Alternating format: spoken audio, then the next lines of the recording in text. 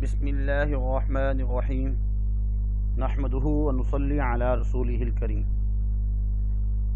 عزیز طلبہ، آپ سب کو میری طرف سے السلام علیکم۔ اردو میں انشاءاللہ العزیز آج ہم حضرت خواجہ میر درد کی غزل پڑھیں گے۔ اس کی ایک ہی غزل ہے جو بورڈ کے پیپر میں اکثر آتی رہتی ہے۔ 1719 میں پیدا ہوئے ہیں یہ، اور میر تقی میر سے 2 سال بڑے ہیں، لیکن مقام اور مرتبہ دوسرے نمبر پر ہے۔ ان کا نمبر پہلا ہے اور دوسرا نمبر ان کا ہے، اور ان کا انتقال بھی ان سے پہلے ہوا ہے 1785 میں۔ اور ان کے جو ایک کتاب ہے خواجہ میر درد کے نام سے، انتخاب کلام، اور دیوان فارسی حضرت خواجہ میر درد کی، اور اس غزل کا نام ہستی ہے جب تک ہم ہیں اس اضطراب میں، جو موج آپ ہم سے ہیں عجب بے تاب میں۔ تھوڑا سا ہم شاعر کا تعارف پڑھیں گے۔ اصل جو ان کا نام ہے سید میر، اور درد جو ہے تخلص ہے۔ تخلص کے اوپر اس طرح کا نشان ہوتا ہے، جو تخلص کا نشان ہوتا ہے یہ۔ آپ کو حضرت خواجہ میر درد دہلوی کے نام سے پکارا جاتا ہے۔ دہلوی کے تھے، دہلی کے تھے، تو نسبت جو ہے دہلوی، خواجہ میر درد۔ آپ خواجہ ناصر عندلیب کے بیٹے تھے، جو خود بھی باکمال شاعر تھے۔ خواجہ ناصر عندلیب جو ہیں بہت بڑے شاعر گزرے ہیں، ان کے یہ بیٹے ہیں۔ والد کی طرف سے جاگیر بھی ملی، زمینیں بھی ملی تھی، اس لیے مالی حالات دامنگیر نہ تھے۔ والد کی وفات کے بعد سجادہ نشین بنے اور خودداری کے ساتھ زندگی بسر کی، تصوف کی لائن اختیار کر لی۔ والد صاحب ان کے بہت بڑے پیر و مرشد تھے، اور ان کی سیٹ جو ہے نا گدی نشین ہوئے سنبھالی، اور خودداری کے ساتھ تصوفی کی لائن میں اللہ اللہ کرتے ہوئے اپنی زندگی جو ہے بسر کی۔ درد نے حدیث کے علوم بھی، فقہ اور تصوف کی تعلیم بھی حاصل کی۔ درد ایک درویش صفت اور خدا پر توکل رکھنے والے انسان تھے۔ درد کا کارنامہ یہ ہے کہ اردو شاعری میں سب سے پہلے درد نے تصوف کو رواج دیا، تصوف کو، اللہ کی معرفت۔ درد کی شاعری میں عشق حقیقی کا عنصر غالب ہے، لیکن کہیں کہیں عشق مجازی بھی دکھائی دیتا ہے، یعنی اللہ رب العزت کی طرف ایسا عشق جو اللہ سے جا ملتا ہو، اور جو اپنے محبوب سے ملتا ہو عشق مجازی، ایسا یہ عنصر کم ملتا ہے ان میں۔ خواجہ میر درد دہلی کے ان معروف شعراء میں سے ہیں جن کی وجہ سے دہلی کی عمارت سخن قائم تھی۔ میر درد کو کئی اعتبار سے امتیازی حیثیت حاصل ہے۔ وہ ایک بلند فکر مفکر ہیں، غلطی اس میں ہو گئی ہے، وہ ایک بلند مفکر، فکر کرنے والے، درویش صفت اور صاحب حال انسان تھے، جن کی زندگی توکل کا اعلیٰ نمونہ تھی۔ درد نے جب شاعری کی دنیا میں اپنا کمال دکھایا تو اردو شاعری رنگ تغزل کے ساتھ ساتھ رنگ تصوف سے بھی مالا مال ہو گئی۔ ان کی شاعری میں ایک طرف تصوف کا گلاب مہک رہا تھا، تو دوسری طرف معرفت کی موتی چمک رہے تھے، معرفت کے موتی چمک رہے تھے۔ کوثروں کا ساتھ تکلم، آبشاروں کا ساتھ ترنم، اور چاندی جیسی پاکیزگی ان کے کلام کو معطر اور منور کرتی ہے۔ کتنے پیارے الفاظ جو ہے نا، فصاحت اور بلاغت والے الفاظ ذکر کیے گئے ہیں۔ پتھروں جیسا، پہاڑوں جیسا ان کا کلام، آبشاروں جیسے ایسے ترنم، چاندی جیسے پاکیزگی، بالکل پاک صفاف شفیف، اور کلام کو معطر اور منور کر دیتی ہے۔ خواجہ میر درد کو اردو میں صوفیانہ شاعری کا امام اور شہنشاہ تصوف کہا جاتا ہے۔ میر تقی میر کا ہم اثر ہونے کے باوجود بھی میر درد اپنا مقام بنانے میں کامیاب ہوئے۔ ان کے یہ ہم پلہ تھے اور ان کا پہلا مقام ہے، اس کے باوجود بھی انہوں نے ایک مقام حاصل کیا۔ ان سے پیچھے زیادہ نہ رہے، تھوڑا بہت ہی پیچھے رہے۔ دیوان درد ان کی کتاب ہے، غزل نمبر 1، بیٹا ان کی جو ہے پہلا شعر تو بہت کم آتا ہے، اور زیادہ تر جو ہے دوسرا اور تیسرا. آپ اپنی بیٹا بک نکال لیجئے. دوسرا جو شعر ہے یہ سائنس گروپ میں بہت آیا ہے، 2017 میں آ چکا ہے، 15 میں بھی اور 14 میں بھی آ چکا ہے.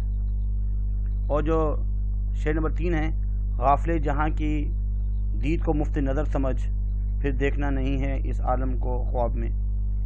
یہ بیٹا کامرس والوں کا 2018 ریگولر میں آ چکا ہے، 2017 میں آ چکا ہے ریگولر میں، اور 2016 میں ریگولر میں بھی آیا ہے اور پرائیویٹ میں آ چکا ہے. اور سائنس گروپ میں بھی یہ جو شعر ہے 2018 میں آ چکا ہے. اس لیے اس کا شعر نمبر 2 اور 3 بہت ہی امپورٹنٹ ہے. نمبر 1 جو ہے اصل میں یہ بہت کم آیا ہے، نا جو ہے نا 5 میں تو نہیں ملتا. اس میں جو الفاظ میں نے ہیں، ہستی ہے جب تک ہم ہیں اسی اضطراب میں، جو موج آپ ہم سے ہیں عجب پیج و تاب میں. ہستی جو ہے زندگی کو کہتے ہیں. الفاظ میں نے بیٹا ساتھ ساتھ لکھتے رہے آپ لوگ. اضطراب بے چینی کسی کیفیت ہوتی ہے، بے قراری کسی کی جو کیفیت ہوتی ہے اس کو اضطراب کہتے ہیں، بے چینی. اس کے بعد موج لہر کو بولتے ہیں، ویوز کو بولتے ہیں.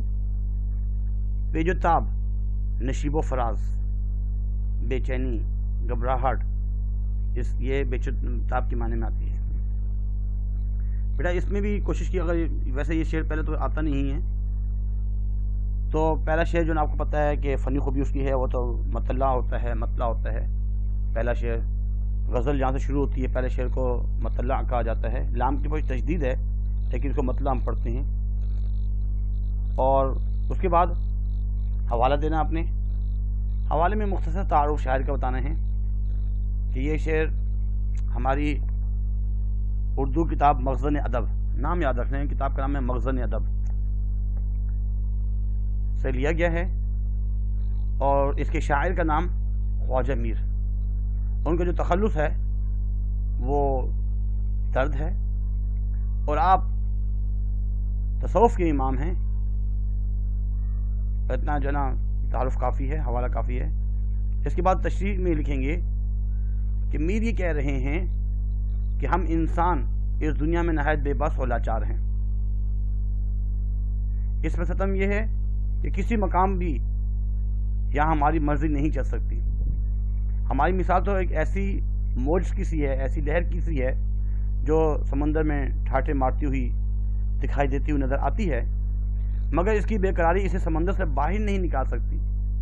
اسی طرح ہم انسان بھی دنیا کے اس سمندر کی لہریں جو دور سے بہت با اختیار اور لہر کی مانند بہت طاقتور دکھائی دیتی ہیں، مگر حقیقت میں نہایت بے بس اور کمزور ہوتی ہے. ہماری یہ بے چینی زندگی کے ساتھ شروع ہوتی ہے اور ہماری زندگی کے ساتھ ہی یہ جو بے چینی ہے ختم ہو جاتی ہے. اس سے پہلے کوئی ایسی صورت نہیں ہوتی جو ہمیں زندگی کے اس سمندر میں سکون فراہم کر سکے. بظاہر ایسا جب ہم جاتے ہیں سی سائڈ کی طرف، سمندر جو ہے نا ایسے ویوز آ رہی ہوتی ہیں، بڑی بڑی موجیں آ رہی ہوتی ہیں، لہریں آ رہی ہوتی ہیں، ایسا لگتا ہے بس یہ ہمیں اڑا لے جائیں گی. وہ کہاں تک جائے گی؟ جیسے ہی سمندر کا جو ہے نا کنارہ ہوتا ہے وہاں آ کے رک جاتی ہیں اور پھر واپس جو ہے نا ریورس ہو جاتی ہے. اتنی طاقت کے ہونے کے باوجود بے بس ہیں. ایسے انسان بھی وہ اپنی زندگی میں جو ہے بے بس ہے. اس میں اصل میں نظریہ جبر کو بیان کیا گیا ہے کہ انسان کے اختیار میں کچھ بھی نہیں ہے. نظریہ جبر، یہ تصوف کا جو نا ایک ہے نظریہ جبر، کہ بھائی ہم پر جبر کیا گیا ہے، ہم کچھ بھی نہیں کر سکتے، مجبور ہیں. تو اس میں بتایا انسان کچھ بھی نہیں کر سکتا اور اسی اضطراب میں اس کو زندگی گزارنی ہے. جیسے موج جو ہے وہ جیسے ہی پھنستی ہوئی نظر آتی ہے، آتی ہوئی طاقتور، لیکن واپس چلی جاتی ہے. اس کے بعد اگلا جو شعر ہے اس میں آپ نے حوالہ شاعر لکھنا ہے. حوالہ شاعر کے بعد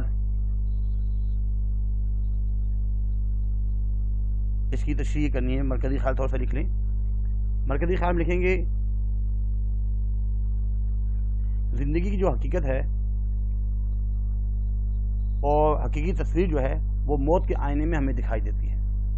مرکزی خیال تھوڑا سا لکھنا ہوتا ہے، جیسے آپ نے بیٹا انٹر میں آپ نے بہت سی چیزیں تشریح کے وقت جو نا بتایا جاتا تھا کہ بھائی فنی خوبی بھی لکھنی ہوتی ہے اور اس کے علاوہ مشکل الفاظ کے معنی بھی لکھنے ہوتے ہیں اور مرکزی خیال بھی لکھنا ہوتا ہے، تشریح، مماثل شعر، اس طرح تمام چیزیں جو آپ انٹر میں جو نا لکھا کرتے تھے، اب بھی اگر آپ وہ لکھ سکتے ہیں، آسانی ہے، سمجھ میں ہے، زیادہ نمبر لینے کے لیے وہ تمام چیزیں لکھنی پڑتی ہیں۔ بیٹا اس کے الفاظ میں نے سن لیجئے۔ آئینہ عدم جو ہے وہ تو ناموجودگی، عدم نہ ہو، جس کی موجودگی نہ ہو، ایسا آئینہ، ناموجودگی، آئینہ عدم۔ جلوہ گر، جلوہ دکھاتا ہوا۔ موج زن، موجوں سے نکلا ہے، لہر، موج زن، موجیں مارتا ہوا۔ اور حباب جس میں لکھا ہوا ہے، حباب کا مطلب ہے بلبلہ، پانی کے اوپر جو چھوٹے چھوٹے بلبلے نظر آ رہے ہوتے ہیں وہ مراد ہے۔ اس میں میر دادی فرما رہے ہیں کہ انسان کی جو پوری زندگی ہے وہ ایک دھوکہ ہے، اور اس دھوکے کا سارا قصہ موت کی دہلیز پر ختم ہو جاتا ہے۔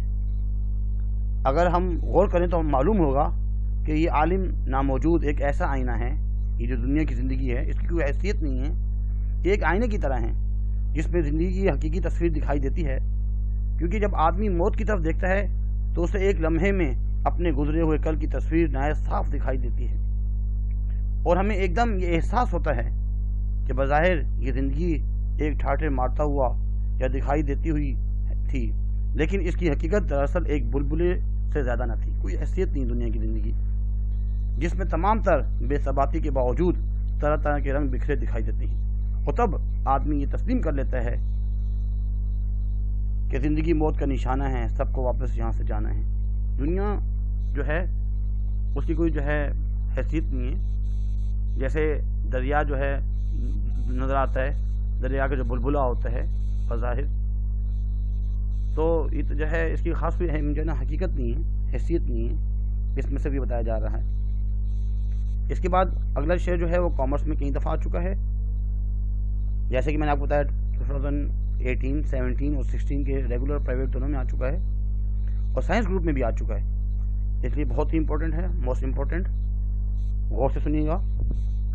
غافل جہاں کی دید کو مفت نظر سمجھ، پھر دیکھنا نہیں ہے اس عالم کو خواب میں۔ یہاں پہ جو بتانا چاہ رہے ہیں، مرکزی خیال یہ ہے کہ دنیا ایک نہایت حسین جگہ ہے، اگر یہ ایک بار کھو جائے تو ہاتھ نہیں آتی، جو یہاں سے چلا جاتا ہے وہ واپس نہیں لوٹتا۔ مشکل الفاظ کے معنی جو اس میں ہیں، غافل بولتے ہیں بے خبر، بے فکر کو، اور جہاں کی دید، دنیا کا نظارہ، دید اصل میں نظارے کو بولتے ہیں، اور جہاں سے مراد ہے دنیا کا نظارہ۔ مفت نظر، وہ تصویر جسے دیکھنے کا کوئی معاوضہ نہ ہو، اور عالم جو ہے لام کے اوپر اگر زبر ہے تو دنیا، اور اگر لام کے نیچے زیر ہے عالم تو علم رکھنے والا، تو یہاں پہ عالم لکھا ہوا ہے۔ اس کے بعد حوالہ شاید لکھنا ہے میر درد کے بارے میں تھوڑا سا مختصراً۔ اس میں کیا ہے کہ جو تم دنیا میں آئے ہو غافل، آپ جو دنیا میں آئے ہو، اے بے خبر بے فکر، دنیا میں آئے ہو، دنیا کی نظارے کو مفت دیکھو، جب تک ہو تمام نظارے دیکھ سکتے ہو مفت میں، جہاں کی دید، جہاں کی نظارے کو، دنیا کے نظارے کو دیکھ سکتے ہو، جب تک سانس ہے، چانس ہے، لیکن جیسے ہی موت آ جائے گی پھر آپ اس کا نظارہ نہیں کر سکو گے۔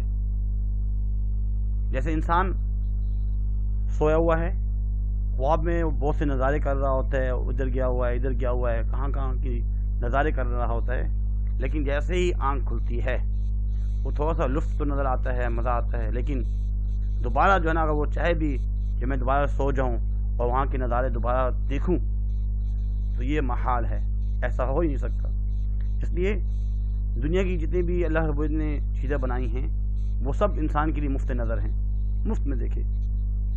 لیکن جب وہ انسان اس دنیا سے کوچ کر جائے گا، اس عالم کو سے کوچ کر جائے گا، دنیا سے کوچ کر جائے گا، پھر دیکھنا جو ہے نا بہت ہی محال ہے. پھر انسان جو ہے وہ دیکھنا بھی چاہے دیکھ نہیں سکے گا. ان دنیا کی اہمیت اور کائنات میں ہر طرف بکھرے ہوئے ہیں. حسن کا اعتراف کرتے ہوئے شاعر کہہ رہے ہیں کہ اے انسان اللہ تعالیٰ نے تجھے اشرف المخلوقات بنایا ہے، دنیا میں بھیجا ہے، اور دنیا تیرے لیے بنائی گئی ہے، اور تجھے اس چیز کی دعوت دی گئی ہے کہ تو اپنے عقل کی وجہ سے، اپنے عقل و شعور کی وجہ سے اللہ کی بنائی ہوئی چیزوں پر غور و فکر کر اور اس کی حسین و جمیل نظارے کو دیکھ، کیونکہ یہ کائنات ہر قدم پر ایک نئی صورت میں اپنی باہیں پھیلائے تیری منتظر ہے. اگر تو زندگی کو بھرپور انداز سے بسر نہیں کرتا تو یاد رکھ پھر یہ موقع ہاتھ نہیں آئے گا. ایک بار ہاتھ سے نکل گئی دنیا تو پھر کھیل ختم. ہر چیز جو ہے تجھے دنیا کے ایک خواب صحیح، لیکن ایک ایسا حسین خواب ہے جو آدمی کو عظمت کے لیے سرشار رکھتا ہے. لہٰذا آدمی کے لیے یہ بھی ہر لمحہ شکر کا مقام ہے. انسان کو چاہیے کہ وہ شکر ادا کرتا رہے. اس کے بعد اسی غزل کا اگلا شعر ہے: ہر جز کو کل کے ساتھ بیمائنے ہے اتصال، دریا سے در جدا ہے پہ غر کے آب میں. اس کو تھوڑا سا بیٹا سمجھنا ہوگا، اور یہ 2017 میں آ چکا ہے، پرائیویٹ میں بھی آ چکا ہے اور ریگولر میں بھی آ چکا ہے، کامرس میں، اور 2015 میں ریگولر میں آ چکا ہے کامرس گروپ میں. جس کا مطلب ہوتا ہے چھوٹا سا حصہ، اور کل بڑا حصہ، اور اتصال کا مطلب ہوتا ہے ملنا، متصل. میرا گھر مسجد سے متصل ہے، ملا ہوا ہے. اور اس میں لکھا ہوا ہے در اصل بولتے ہیں موتی کو، دریا سے در جدا ہے. اصل میں موتی جو ہے نا وہ دریا کا حصہ نہیں ہے، وہ تو ایک موتی ہے، سخت چیز ہوتی ہے. دریا پانی ہے، اس سے جو ہے نا جدا ہے، الگ چیز ہے. پہ ہے غر کے آب میں، لیکن وہ سپی کے اندر جو ہے غرق ہوتا ہے، اس کی ایک حیثیت ہے. اس کے الفاظ معنی میں تھوڑا سا ایک سن لیجیے، تھوڑا سا بتا بھی دی میں نے. جز مراد ہے یہاں پہ حصہ، اور کل سے تمام مراد ہے. اور غرق کا مطلب ہوتا ہے ڈوبا ہوا. آپ پانی کو بولتے ہیں، آپ پانی میں ڈوبا ہوا. یہاں پہ میر درد یہ فرما رہے ہیں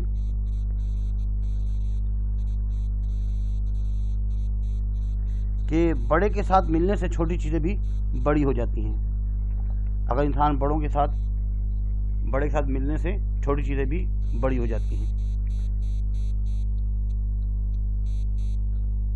میر درد کا خیال یہ ہے کہ ہر چیز بہرحال اپنے مرکز کی طرف لوٹتی ہے، اور مرکز سے ملنے کے بعد وہ چیز بھی اپنی اکائی میں اپنے مرکز سے پہچانی جاتی ہے.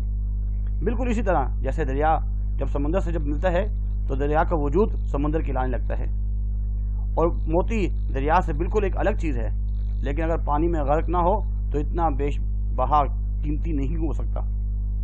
اسی طرح جب کوئی بھی چیز اپنے اثر سے ملتی ہے تو اس کی صفات اختیار کر لیتی ہے. ہر انسان ایک جز کی مانند ہے، اپنے خود سے الگ بے حیثیت دکھائی دیتا ہے، لیکن جب محبوب کی تلاش اسے اس کے محبوب کی ذات تک لے جاتی ہے تو پھر وہ انسان محبوب کی ذات میں گم ہو جاتا ہے اور اپنی حیثیت کی نفی کر لیتا ہے، لیکن اسے اس کے محبوب کے نام اور صفات سے پہچانا جاتا ہے. بلا شبہ یہی عشق معراج ہے. یعنی اللہ رب العزت جب انسان اللہ کے عشق میں اور تصوف کی لائن میں اپنے آپ کو بالکل ہی اللہ اللہ کرتا ہوا، ذکر کرتا ہوا اپنے آپ کو کھو دیتا ہے، اس کی ذات رہتی ہی نہیں ہے، ہر جگہ اس کو اللہ ہی اللہ نظر آ رہا ہوتا ہے، تو اس کی جو نا حیثیت بڑھ جاتی ہے. ہم جز ہیں، اگر ہم اپنی نسبت اللہ رب العزت جو کل ہے اس کے ساتھ متصل کر دیں گے، نسبت ملا دیں گے، جس طریقے سے ایک موتی اس نے اپنی نسبت جو ہے دریا کے ساتھ غرق ہو کے اس کے اندر بالکل غرق ہونا پڑتا ہے، تب جا کے جو ہے نا اس کی حیثیت ہوتی ہے. ایسے ہمیں بھی دنیا سے نکل کر اللہ کی محبت میں، اللہ کی یاد میں غرق ہونا پڑے گا، اور تب جا کے ہماری بھی کوئی حیثیت بنے گی۔ اس کے بعد آخری شعر ہے جس میں میر درد یہ فرما رہے ہیں، میں اور درد مجھے سے خریداری بتاں ہے، ایک دل بساط میں سو کس حساب میں۔ یہ مقطع ہے، اور مقطع جو ہے وہ آخری شعر کو کہتے ہیں۔ اس میں بتاں بت کی جمع ہے اور مراد محبوب ہے۔ بساط جو ہے نا، بساط وہ حیثیت کو کہتے ہیں، سرمایہ کو کہتے ہیں، اور قابو ہونا اس کے معنی میں بھی آتا ہے۔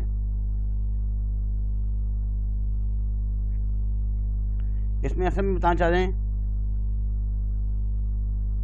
اللہ کے علاوہ کیسے میں اس دنیا میں کسی اور سے دل لگاؤں۔ مرکزی خیال بھی اس کا جو ہے نا یہی بن رہا ہے کہ میرے دل میں جو ہے صرف ایک ہی محبوب کی گنجائش ہے، میں ایک ہی محبوب سے بس محبت کر سکتا ہوں، اور جو ہے گنجائش ہی نہیں ہے۔ میر اس مقطع میں فرما رہے ہیں کہ اے لوگوں، میرے پاس جو دل ہے وہ میرے محبوب کا خلوت خانہ ہے، میں نے اپنے محبوب کو جو ہے اس میں یاد کرتا ہوں، اللہ رب العزت کو یاد کرتا ہوں، اپنے محبوب کو یاد کرتا ہوں۔ اب کسی اور کی گنجائش اس میں قطعی نہیں ہے، ایک دل میں دو محبتیں جمع نہیں ہو سکتی، اب کسی اور کی گنجائش اس میں نہیں ہے، لہٰذا آپ مجھ سے مزید عاشق کا تقاضا نہ کریں، عشق کی بات نہ کریں مجھ سے، کیونکہ میں اپنی تمام حیثیت اپنے محبوب کے نام کر چکا ہوں۔ جیسے کہ مومن خان مومن کہتے ہیں، تم میرے پاس ہوتے ہو گویا جب کوئی دوسرا نہیں ہوتا۔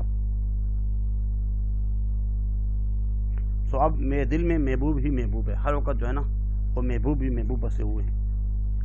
بیٹا اس کے بعد آپ نے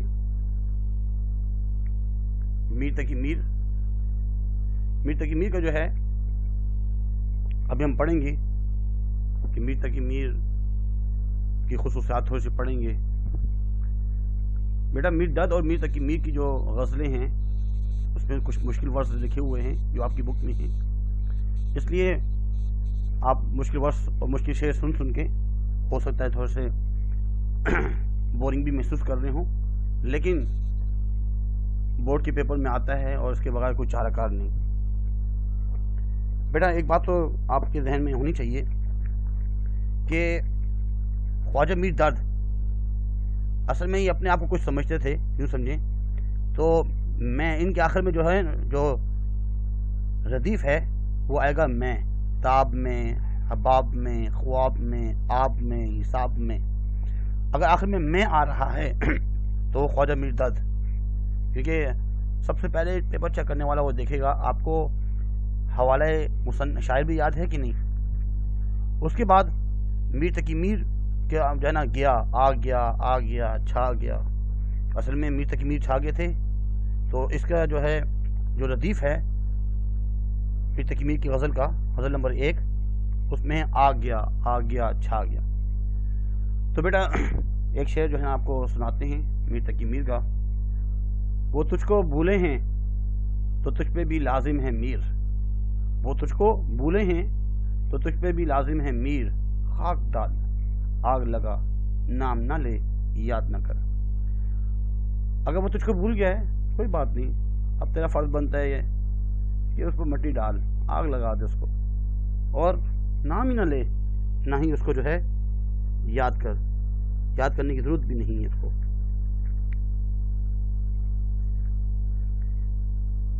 جیسے کہ ایک فنی لطیف جنا شعر ہے، بکھرے ہوئے پتوں کو سمیٹا بڑے پیار سے، بکھرے ہوئے پتوں کو سمیٹا بڑے پیار سے، کہ اس میں آگ لگا دی آگ لگا دی آگ لگا دی۔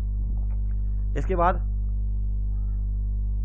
دوسرا جو شعر ہے میر تقی میر کا، راہ دور عشق میں روتا ہے کیا، راہ دور عشق میں روتا ہے کیا، آگے آگے دیکھیے ہوتا ہے کیا۔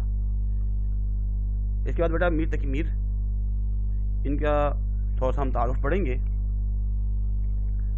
بیٹا میر تقی میر جو ہے ان کا اصل جو نام ہے وہ میر محمد متقی، میر محمد متقی ان کا نام ہے، اور میر جو ہے نا ان کا تخلص ہے، میر جو ہے ان کا تخلص ہے، اور ناقدین اور شعراء متاخرین جو ہے انہیں خدائے سخن کا خطاب دیتے ہیں، خدائے سخن۔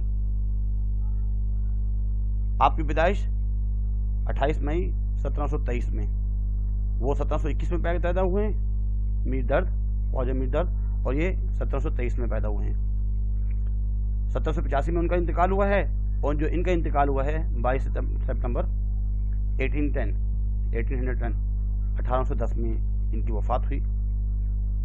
ان کی شاعری کی جو نمایاں موضوعات ہیں، خصوصیات ہیں، ایک ہے غم و حزن۔ ان کی شاعری میں ہمیں غم ملتا ہے، غمگینی، حزن، پریشانی ملتی ہے، اور دل کی بربادی کا غم۔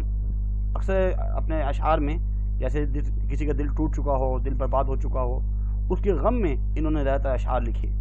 درد مندی والے اشعار پائے جاتے ہیں، سادگی، خلوص، صداقت، سچ، اور بلند حوصلگی، بڑا حوصلہ ہے ان کا، اور خطابی انداز میں جب بھی کسی سے خطاب کرتے ہوئے، بیان کرتے ہوئے، ایسے انداز میں جو ہے یہ شعر و شاعری کرتے ہیں۔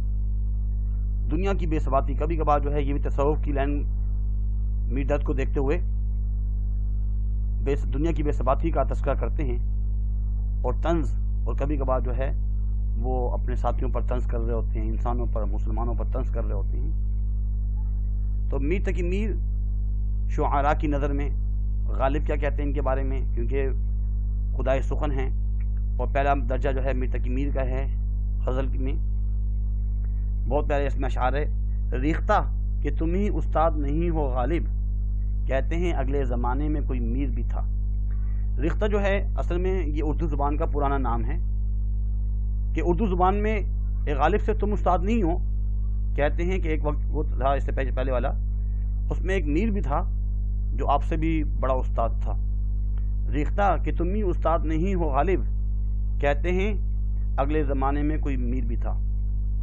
ابراہیم علی ذوق جو کہ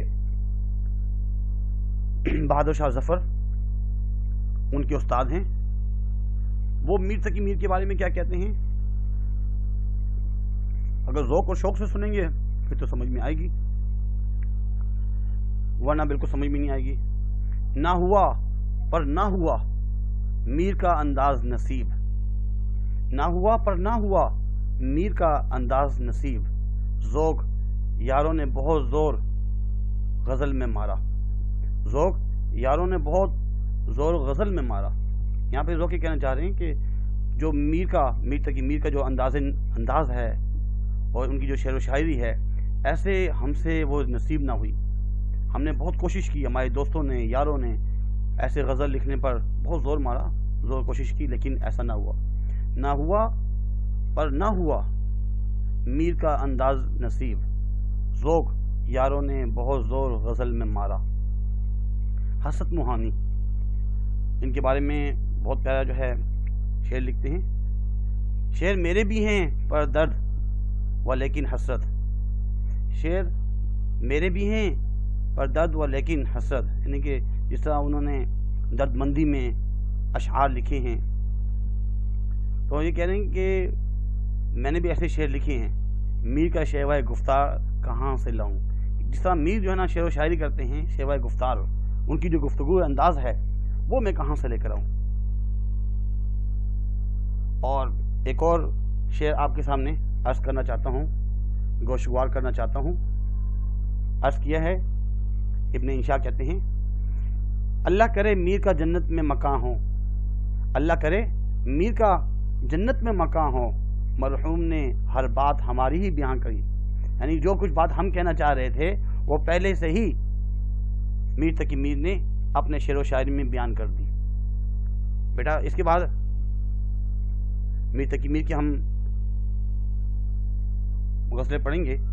غزل نمبر 1، اس میں صرف اور صرف بیٹا 4 اشعار ہیں، کوئی زیادہ اشعار بھی نہیں ہیں، 4 اشعار ہیں، لیکن اتنے امپورٹنٹ ہیں، آج تک ایسا نہیں ہوا کہ ان کے جو ہے، کیونکہ بیٹا یہ یاد رکھنا کہ آپ کا ایک جو سوال آتا ہے اس میں کبھی 6 اشعار ہوتے ہیں اور کبھی 7 اشعار ہوتے ہیں. 6 یا 7 اشعار میں سے آپ کو صرف 3 کرنے ہیں، اور اس 3 کے نمبر کتنے ہیں؟ 15 نمبر ملتے ہیں، 15 نمبر ہیں. اور اکثر میر درد اور میر تقی میر ان کی غزل میں سے جو ہے لازمی اشعار آتا ہے. ذرا غور سے سنیے. اس کا جو شعر نمبر 2 ہے، پھوڑا تھا سر تو ہم نے بھی پر اس کو کیا کریں، جو چشمے روزگار میں فرہاد آ گیا. یعنی زمانے کی نگاہ میں اصل میں فرہاد نے بھی جو نا سر پھوڑا تھا اور کوشش کی تھی، ہم نے بھی ایسے کی، لیکن وہ بہت بڑا عاشق اور اس کا وہ مشہور ہو گیا زمانے میں، اور ہم ایسا جو ہے مشہور نہ ہو سکے. بیٹا یہ آپ کا 2017 میں پرائیویٹ والوں کا، 2015 پرائیویٹ والوں کا، اور 2016 ریگولر والوں کا یہ کامرس میں آ چکا ہے.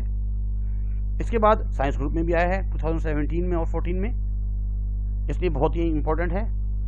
اس کے بعد اگلا جو کوشچن ہے، اگر آپ دیکھیں اپنے 5 ایئر میں، تو 2017 میں ریگولر والوں کا یہ سوال آ چکا ہے.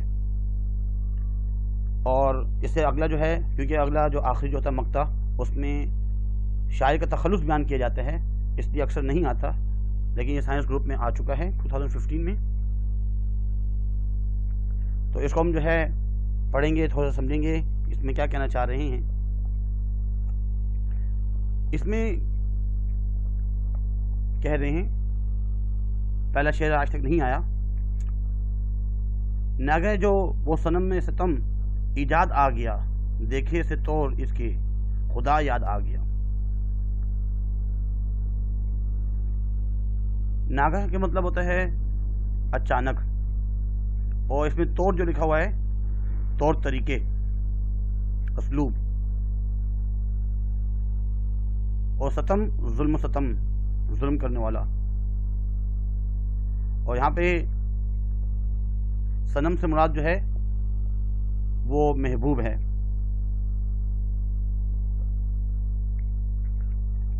اور ستم ایجاد، ظلم ایجاد کرنے والا، ظلم کرنے والا. مرکزی خیال جو اس کا بنے گا، اس میں محبوب کے انداز ناقابل برداشت ہوتے ہیں. شاعر جو ہے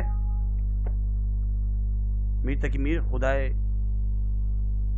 سخن شہنشاہ تغزل، وہ یہ فرما رہے ہیں کہ میرے محبوب کی ادائیں اور ناز و انداز مجھے قتل کرنے والے ہیں، اور جب بھی وہ میرے سامنے آتا ہے تو میں اپنے آپ میں اتنا حوصلہ برداشت نہیں کر پاتا اور ان کی اداؤں کو نظر بھر کے دیکھ سکوں، کیونکہ میرا محبوب مجھے اپنی اداؤں سے گھائل کرنے کے لیے نئے نئے انداز اختیار کرتا ہے، طرح طرح سے مجھ پر ظلم کرنے کی کوشش کرتا ہے.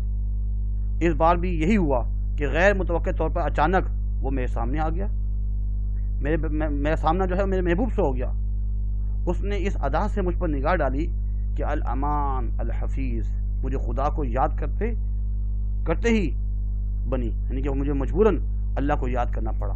یہ یہاں پہ یہ کنایا ہے کہ جس کا مطلب ہے کہ انسان جو ہے نہایت ہی بے بس ہو جاتا ہے، یعنی میں بالکل ہی بے بس ہو گیا جب میرا محبوب میرے سامنے آیا.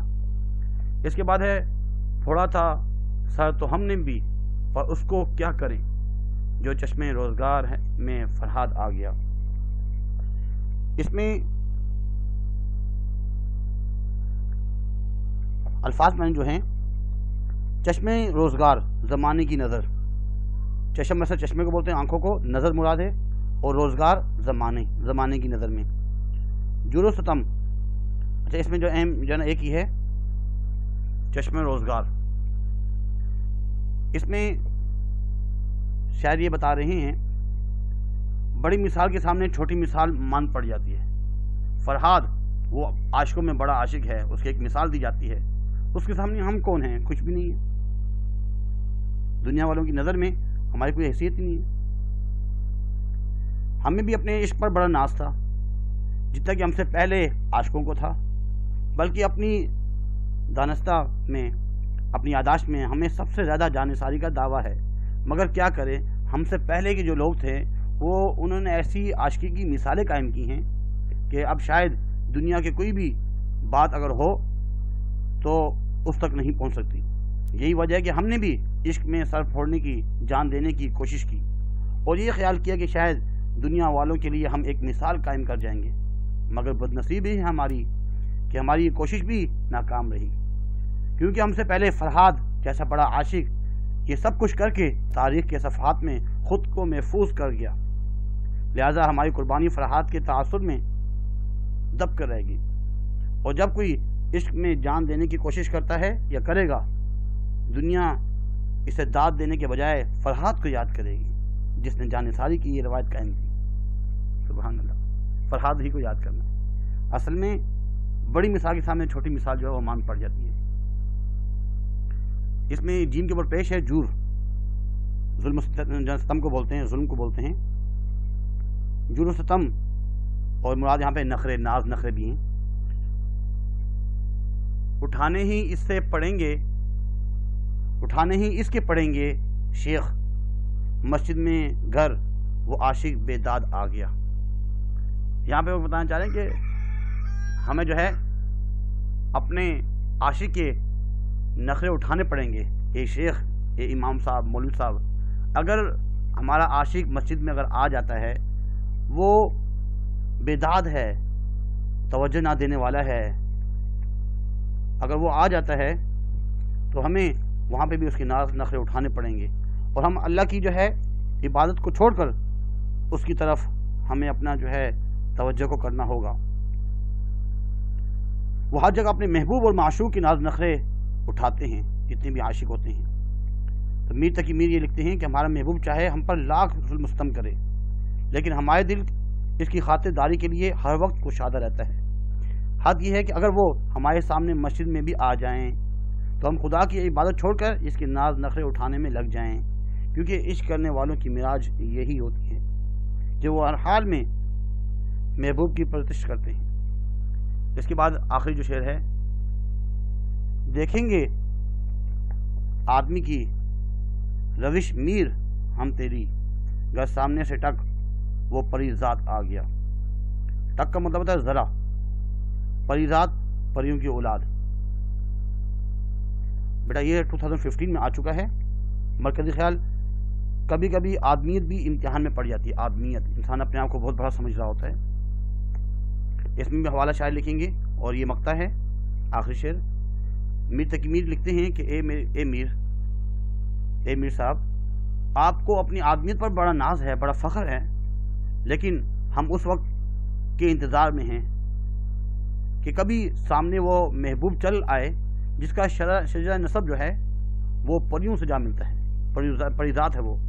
اس وقت ہم دیکھیں گے کہ تمہارا رد عمل کیا ہوتا ہے، کیونکہ اب تک تو تم نے صرف اور صرف انسانوں سے عشق کیا ہے، لیکن اس بار جس سے عشق کا سامنا ہے وہ انسان کی شکل میں پری ذات ہے۔ اب دیکھنا یہ ہے کہ اگر اچانک وہ سامنے آ جائے تو تمہارا رویہ اور طریقہ کار کیا ہوتا ہے، کیونکہ انسانوں کے طریقے اور رویے تو صرف انسانوں ہی پر کارگر ہوتے ہیں۔ تو بیٹا امید کرتے ہیں کہ آج کا لیکچر جو ہے آپ کو سمجھ میں آیا ہوگا۔ ہماری 39 سے 40 منٹ کا پیریڈ ہوتا ہے اور وقت بھی ہوا چاہتا ہے۔ اس میں سے آپ کو بیٹا یاد بھی کرنا ہوگا، کوئی اس میں مشکل نہیں ہے، بہت ہی آسان ہے۔ ہماری تو کوشش تھی کہ ہم اچھے طریقے سے آپ کو سمجھا سکیں۔ اگر آپ اس کو جو ہم بول رہے ہیں اس سے ملتی جلتی بات آپ اپنی ورڈنگ میں لکھتے ہیں اور اپنا اسائنمنٹ بناتے ہیں، پھر تو فائدہ ہوگا آپ کو۔ لیکن اگر یہاں سے سنی اور یہاں سے نکال دی، آپ دیکھ لیجیے گا انشاءاللہ العزیز۔ آج جو ہے ہم نے تقریباً 9 اشعار آپ کو پڑھائے ہیں، اور ان 9 اشعار میں سے 2 لازمی انشاءاللہ العزیز آپ کے پیپر میں آئیں گے۔ ایک اس میں سے آئے گا، ایک جو ہے میر درد کی غزل میں سے آئے گا۔ اس لیے بیٹا اس کو غور سے سننا بہت ضروری ہے، سمجھنا سننا ضروری ہے، اس کے بغیر کوئی چارہ کار نہیں ہے۔ پڑھنا ہے، سمجھنا ہے آپ کو۔ تو آج کے لیے اتنا ہی کافی ہے۔ کمنٹس میں اگر سمجھ میں آئی ہے، کچھ چیز پوچھنا چاہیں گروپ میں پوچھ سکتے ہیں۔ کسی کی معنی سمجھ میں نہ آ رہا ہو، کوئی بات پوچھنا چاہ رہا ہو، ہماری تو کوشش تھی کہ آسانی سے آپ کو جو ہے، ویسے تو ایک سبق بھی ہم آج پڑھنا چاہ رہے تھے سیاہ و سفید، لیکن وقت کی قلت کی وجہ سے ہم وہ گوشگوار نہ کر سکے آپ کے سامنے۔ انشاءاللہ اگلے پیریڈ میں ہم اس کا تذکرہ کریں گے اور سمجھائیں گے۔ آج کے لیے اتنا ہی کافی ہے، اپنا خیال رکھیے گا۔ وما علینا الا البلاغ۔ جزاک اللہ۔